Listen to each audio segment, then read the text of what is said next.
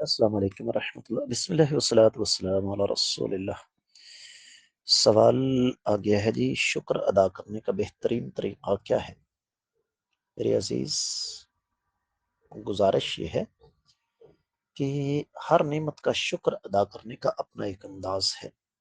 مثال کے طور پر ہم دین کے طلباء ہیں، ہمیں رب کائنات نے اپنی نعمت سے نوازا، اساتذہ کرام کے قدموں میں بیٹھ کر ہم نے کچھ علم کے سمندر سے چند قطرے حاصل کر لیے۔ اب اس نعمت کا شکر ادا کرنے کا طریقہ یہ ہے کہ ہم اس کو آگے تقسیم کریں۔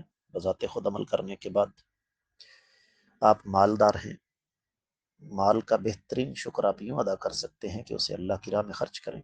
آپ کو اللہ نے اولاد دی ہے، اس کی دینی تربیت کر کے، دین کی خدمت کے لیے اس کو وقف کر کے آپ اس نعمت کا شکر ادا کر سکتے ہیں۔ تو ہر نعمت کا شکر ادا کرنے کا الگ انداز ہے۔